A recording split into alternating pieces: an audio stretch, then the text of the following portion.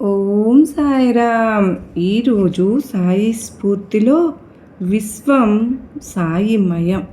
బాబా చెప్తూ ఉన్నారు, నీకు ఎటువంటి ఆటంకము ఉండదు, ముందుకు సాగు. ఈ విశ్వాన్ని అంతటినీ సృష్టించినది దైవమే కనుక విశ్వమంతా కూడా ఒక కుటుంబమే. నేను, నా ప్రాంతం, నా భాష అని అనుకోవడం మంచిది కాదు.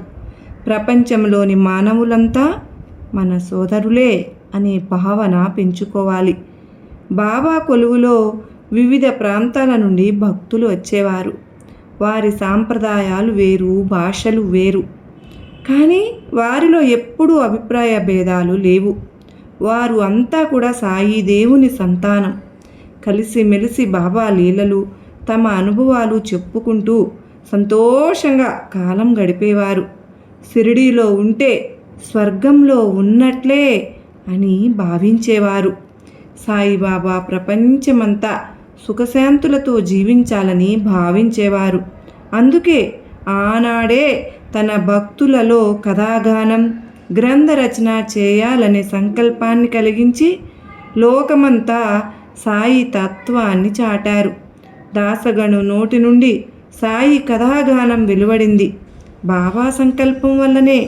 అదేవిధంగా అన్నాసాహెబ్ దాబోల్కర్ మనసులో సాయి చరిత్ర రాయాలి అనే భావన కల్పించింది బాబావారే. దాబోల్కర్కు హేమాద్రి పంత్ అనే బిరుదును ఇచ్చి అతనిచే భక్తుల నిజ అనుభవాలు సేకరింపచేసి భావి తరాల కోసం తన సచ్చరిత్రగా లోకానికి అందించింది సాయి సద్గురువే. నోటి మాట కొన్ని అడుగుల దూరం మట్టుకే వినిపిస్తుంది, కానీ ఓ సద్గ్రంథంలోని సందేశం భాషాంతర రూపాంతరాల్లో చెంది విశ్వం అంతా కూడా ప్రయాణం చేస్తుంది. కనుక మనం ప్రతిరోజు సాయి సచ్చరిత్ర చదువుకుంటే మనకు భావాలు అర్థమవుతాయి. అది చదివిన వారందరికీ జ్ఞాన మార్గంలో నడిపించి ముక్తిధామాన్ని చేరుస్తుంది. నేడు దేశ విదేశాల్లో సాయితత్వం వ్యాప్తి చెందటం బాబా లీలా విలాసమే కదా. మరి సాయినా సర్వేజన సుఖినో భవంతు.